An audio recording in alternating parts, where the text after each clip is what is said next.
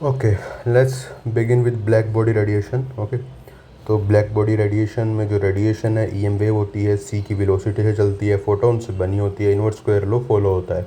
अब black body के अंदर जो है वो बॉडी जो कि सारी रेडिएशन एब्जॉर्ब कर लेती है कमरे के रूम टेम्परेचर के ऊपर, और मैक्सिमम इमिसिव पावर होती है रूम टेम्परेचर पे।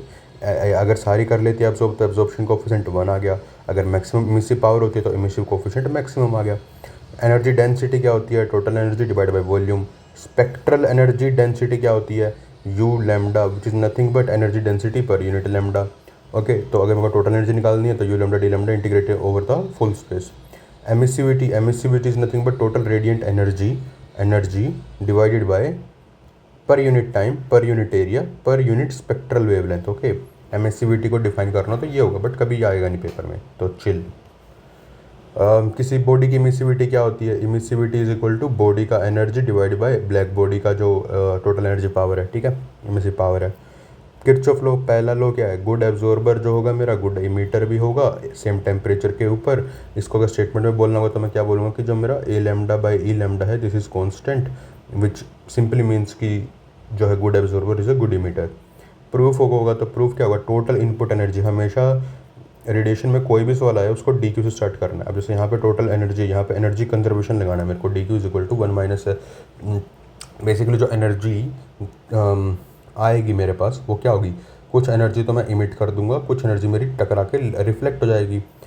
ये अगर बॉडी है मेरी, यहाँ पे एनर्जी आई तो कुछ एनर्जी तो ये जो है रिफ्लेक्ट कर देगा, बची हुई एनर्जी को एब्जॉर्ब कर लेगा, एब्जॉर्ब करने के बाद कुछ ये इमिट करेगा, ठीक है, इमिट। तो टोटल एनर्जी स्पेस में कितनी आएगी मेरी? 1 माइनस एब्जॉर्प्शन कोफिशिएंट, जो एब्जॉर्ब कर ली वो तो कर ही ली, प्लस में फिर जो इमिट कर दी वो ई लैम्डा, ठीक है। अब यहाँ पे इसको मैंने एक्सपेंड कर दिया, डी क्यू से डी क्यू कट जाएगा, A lambda D Q is equal to E lambda D lambda. अब ये जो है ब्लैक बॉडी के लिए 1 होता है, इमिसिव लैम्डा को मैंने ई लैम्डा बी कर दिया, तो डी क्यू की वैल्यू ये आ गई। अब डी क्यू की वैल्यू यहाँ पे पुट कर दूंगा तो डी लैम्डा कट जाएगा, और यहाँ पे डी लैम्डा कट गया, तो E lambda A lambda by E lambda, गलत लिख दिया हाँ, yes, E lambda by A lambda will be E, ठीक है। जो है मैंने अपोजिट कर दिया है, it will be E lambda by A lambda is equal to E lambda of black body, ठीक है। चलो आगे स्टीफन बोल्ट्जमैन लॉ है। स्टीफन बोल्ट्जमैन लॉ क्या बोलता है कि जो ब्लैक बॉडी का एनर्जी पर यूनिट एरिया है, पर unit time, basically energy density का जो बात हो रहा है यहाँ पे, एनर्जी पावर जो है वो है मेरा सिग्मा टी की पावर 4 एब्सोल्यूट टेम्परेचर के ऊपर। Sigma is Stefan Boltzmann constant which is nothing but 5.67 into 10 to the power -8। This is my Stefan constant. Then in questions we have to use 1 body and 1 black body. So for body we will use the formula of E of body is equal to sigma, which is Stephen Boltzmann constant, again 5.67 into 10 to the power -8 into में emissivity of black body, क्योंकि absorption तो हमेशा 1 होता है, reflection 1 minus absorption which is nearly 0, तो हमेशा black body का emissivity के ऊपर ही बात होती है मेरी, ठीक है। तो emissivity of black body into में T of black body minus में T of surrounding. Black body minus surrounding करना है क्योंकि ब्लैक बॉडी का जो टेम्परेचर है वो ज़्यादा होता है, तो और मेरे को नेट पॉजिटिव आएगा तभी मेरे को एनर्जी पॉजिटिव मिलेगी। अगर एनर्जी नेगेटिव आ गई तो भाई दिमाग खराब हो जाएगा, ठीक है, रूल ही ब्रेक हो जाएगा। रेडिएशन प्रेशर पे आते हैं। अब रेडिएशन प्रेशर का कुछ नहीं, रेडिएशन प्रेशर को मैंने तोड़ दिया फोर्स पर यूनिट एरिया में, ठीक है। फोर्स को फिर मैं आगे तोड़ दूंगा डीपी बाई डी में, डीपी को फिर तोड़ दूंगा मैं ई बाई सी के अंदर। अब जो सी है इसको मैं टी बाई एल लिख देता हूँ। टी बाई एल लिखने के बाद, ये टी बाई एल लिखने के बाद मैं यहाँ पे टी से टी डायमेंशनली काट दिया मैंने, ए और एल को डायमेंशनली वी लिख दिया मैंने, तो energy by this is nothing but energy density. तो radiation pressure is nothing but radiation density when it is strike perpendicular, but what if it strike at an angle theta? If it strike at an angle theta we have U by 3, ठीक है। Paper में नहीं आया, नहीं आने वाला, chill कर, ठीक है। If it strike on angle theta it will B you by 3, जैसे पता है वैसे पता है, ठीक है। अब अगर जो मेरा u है ये एनर्जी डेंसिटी है, यानी कि u is equal to E by V, E directly proportional to T की power 4, then u is equal to directly proportional to T की पावर 4। तो इसको मैंने a इंटू में टी की पावर 4 बोल दिया, तो du जो आएगा मेरा, du आ जाएगा u is something this, du will be 4av T की पावर 3 dt, फेयर। अब du की वैल्यू मैंने यहाँ पे पुट कर दी, डी क्यू डी यू, तो यहाँ पे मैंने डी यू की वैल्यू पुट कर दी, तो मेरे को एंट्रोपी मिल गया, ठीक है। एक यहाँ पे एंट्रोपी निकालता हूँ मैं, एंट्रोपी ऑफ ब्लैक बॉडी, ठीक है भैया। अब ये क्या है, शायद एक क्वेश्चन टाइप का है कि अगर ये ब्लैक बॉडी है, ये इनक्लोजर है, ये बी के ऊपर है, ई के ऊपर है, time to reach temperature final temperature, कुछ जो है ब्लैक बॉडी की टेम्परेचर जो है लेगी क्योंकि एब्जॉर्ब करती है, कुछ सराउंडिंग जो है छोड़ेगा क्योंकि ये सराउंडिंग है अपना, ठीक है। तो टेम्परेचर ऑफ सराउंडिंग का आएगा, वो आएगा T B plus T E by two, जो फाइनल टेम्परेचर को वो तो यही होगा, ठीक है, T B plus T E by two. Now emit जितना होगा वही एब्जॉर्ब करेगा, एक बॉडी जितना इमिट करेगी वही एक बॉडी एब्जॉर्ब करेगी। तो जो D Q by D T है, D Q by D T ऐसे कैसे रहा, इमिट करने का क्या है यहाँ पे, ई इंटू में ए फॉर दिस, तो ई का वैल्यू मैंने रख दिया sigma B minus S A, this is D Q by T. तो टी क्या वैल्यू क्या आ गई मेरे पास, T is equal to Q, because Q is M S, ठीक है, एम एस डेल्टा टी। तो M S T F minus T I sigma T की पावर 4 माइनस में टी ऑफ सराउंडिंग की पावर 4। अब टी इनिशियली किसकी बात कर रहा है, room time to reach at final temperature, enclosure की बात कर रहा है यहाँ पे, तो टी इनिशियल मेरा टी ई हो जाएगा, फाइनल हो जाएगा मेरा T B plus T E by two, ठीक है। तो इसको मैंने इस तरह सोल्व करा है। इक्वेशन ऑफ कंटिन्यूटी ये वही बात है कि जो जितना rate of cooling rate of heating ejected, ठीक है, तो cooling D Q by D T हो जाएगा, जिसको मैंने M S delta T per unit time बोल दिया, जबकि जो हीट इजेक्टेड है वो मेरा एनर्जी पर यूनिट एरिया जो मैं इजेक्ट कर रहा हूँ वो आ जाएगा, और यहाँ से T average T F plus T I का 2 होगा, ठीक है। अब ये है वीन्स लो। वीन्स लो क्या बोलता है कि जो स्पेक्ट्रल डिस्ट्रीब्यूशन है रेडिएंट एनर्जी का उसको दर्शाता है, स्पेक्ट्रल यानी कि लैम्डा के रिस्पेक्ट में, ऑफ रेडिएंट एनर्जी यानी कि इमिसिविटी रेडिएशन जो निकाल रहे हैं वो। अगर लैम्डा बढ़ता है तो मेरा एनर्जी डेंसिटी बढ़ता है विद रिस्पेक्ट टू टेम्परेचर, ये वीन्स लो में बताया था। दूसरा D you by D lambda जो होता है उसके पास मैक्सिमम होता है ए, हर टेम्परेचर पे उसको एक मैक्सिमम मिलता है, ठीक है, higher maximum at lower wavelength, ठीक है, higher maximum at lower wavelength. अगर ये एक मैक्सिमम यहाँ मिल रहा है तो ये ऐसे मिलेगा, और एक अगर यहाँ मिल रहा है तो ये ऐसे मिलेगा, क्यों, क्योंकि नंबर ऑफ पार्टिकल कंजर्व करने मेरे को ज़रूरी है। अगर मैं यहाँ पे भी ऐसा दे दूँगा ये और ये, तो फिर यहाँ पे डिस्टिंग्विश नहीं कर पाऊंगा कौन सी एनर्जी कौन सी टेम्परेचर के ऊपर है। Radiation emit at all type of lambda which means कि लैम्डा जीरो से लेकर लैम्डा इन्फिनिटी तक आता है, तो यानी कि इसके अंदर जो है ये ग्राफ जीरो से स्टार्ट हो सकता है, कोई दिक्कत वाली बात नहीं है। वीन्स डिस्प्लेसमेंट लो की बात करते हैं। Wien's displacement law is nothing but lambda T is equal to constant which constant is 0.289, ठीक है, 0.299 या 29 भी बोल सकता हूँ, 0.29 सेंटीमीटर पर। अब इसका प्रूफ देख लेते हैं, ठीक है। वीन्स एनर्जी ला डिस्ट्रीब्यूशन करने की जब निकाल रहा हूँ मैं तो इसका डेरिवेशन अलग आता है। इसका प्रूफ क्या है, एक इनक्लोजर ले लिया, उसमें मैंने लाइट मार दी तो वो रिफ्लेक्ट होती चली जाएगी और वो एंड में आके इनक्लोजर ही ले लेगा। इस इनक्लोजर का वॉल्यूम जो है वो है 4/3 पाई आर क्यूब, ठीक है।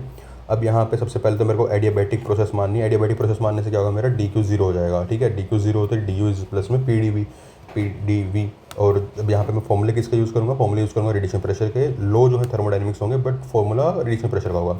तो डी यू प्लस में P D V, P is equal to U by 3 and U is equal to U by V, ठीक है। तो डी यू को तूने डी यू कर दिया वी डी यू प्लस में यू डी वी प्लस में पी का वैल्यू तूने पुट किया यू बाई 3 इंटू में डी वी, ठीक है। ये तूने पी की वैल्यू पुट कर दी और डी यू को तूने ये वी इधर आ जाएगा, तो डी यू जो होगा वो यू डी वी प्लस में वी डी यू हो जाएगा, ठीक है। ये डी वी है और ये भी डी वी है, इन दोनों को ऐड कर देगा तो 4/3 डी वी आ गया। ये डी यू है, ये इधर चला गया, तो अल्टीमेटली तेरे को U equal to A T की पावर 4 मिल गया था, जो तेरे को पता ही था ए टी की पावर 4 होता है। तेरे को साथ में U is equal to B कर ले यार, सी क्यों कर रहा है, U is equal to C V की पावर -4/3 भी मिल गया। अब तूने इन दोनों को रिलेट कर दिया, तेरे पास एक फाइनल रिलेशन आया टी वी की पावर 1/3 के। ये तेरे पास जैसे रिलेशन आता है तो तू बोलता है जो वेलोसिटी है मेरा वो तो आर की पावर 3 से वेरी करता है, तो यानी कि ये रिलेशन तेरा हो जाएगा टी आर की पावर के। बट एक डॉपलर इफेक्ट भी होता है जो बोलता है lambda is equal to R के इम्पैक्ट भी होता है, तो यहाँ पे आर की वैल्यू जगह पे तो लैम्डा पुट कर देगा, तो lambda T is equal to constant. इस कॉन्स्टेंट की वैल्यू निकालने के लिए हम आगे देखेंगे, लेकिन कोई जरूरत नहीं पड़ती क्योंकि हमेशा हर एक ग्राफ के लिए सेम होता है, तो इसको एम्पेरिकली भी निकाल सकता हूँ मैं।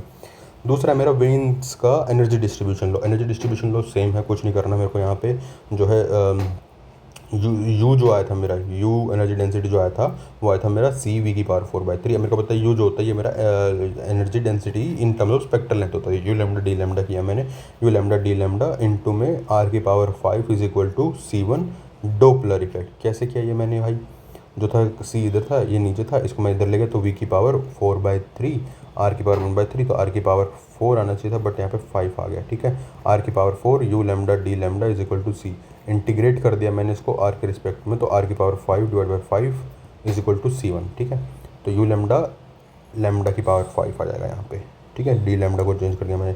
या फिर यहाँ पे ऐसे भी कर सकता हूँ मैं कि जो आर की पावर यहाँ पे 4 आएगी उसको मैं लैम्डा की पावर 4 करता हूँ, फिर इसको यू को इंटीग्रेट कर देता हूँ, तो यू लैम्डा इंटू में लैम्डा की पावर 5 इज इक्वल टू सी बना जाता है। ठीक है, और जो है मेरा अब यहाँ पे लैम्डा जो है U lambda divide by T की power 5 is equal to constant, because Wien's law को मैंने यूज़ किया, लैम्डा टी कॉन्स्टेंट होता है, तो टी लैम्डा बाई यू की पावर टी की power 5 is equal to constant. ठीक है, तो ये मेरा पहला आता है एक एम्पेरिकल रिलेशन। इसको अब आगे ठीक करता है वो कि जो यू लैम्डा जो कॉन्स्टेंट की वैल्यू है उसको मैं बोला कि कॉन्स्टेंट कुछ तो कॉन्स्टेंट होगा, और कुछ हो सकता है कॉन्स्टेंट मेरा फंक्शन ऑफ लैम्डा टी की टर्म्स में आए। ठीक है, function of lambda T lambda की पावर माइनस का 5 यू लैम्डा डी लैम्डा दोबारा कर दिया, डी लैम्डा इधर आ गया, तो एनर्जी जो होता है यू के प्रोपोर्शनल होता है, तो E lambda D lambda is equal to एक कॉन्स्टेंट नया कॉन्स्टेंट ले लिया, कोई दिक्कत वाली बात नहीं है, लैम्डा की पावर माइनस का 5 F of function of lambda T. इस फंक्शन ऑफ लैम्डा टी उसको मान लिया कि एक्सपोनेंशियल हो सकता है function, because this is the maximum suitable function जो कि यहाँ पे सूट कर रहा था without distorting the similar graph. तो मेरे को यहाँ से वीन्स लॉ मिल गया जो कि मेरे को यहाँ पे स्टार्टिंग में तो फॉलो करता है बट बाद में जाके डिस्टोर्ट हो जाता है, कम पड़ जाता है। ठीक है, अब आगे है रेले जीन्स लॉ। रेले जीन्स लॉ जो था ये थोड़ा स्टैटिस्टिकल पर्सन था, इसने बोला कि जो इक्विपार्टीशन ऑफ एनर्जी हो रहा है इसका मतलब है कि ईच मोड ऑफ वाइब्रेशन के पास सेम एनर्जी है विच इज़ नथिंग बट के बी टी।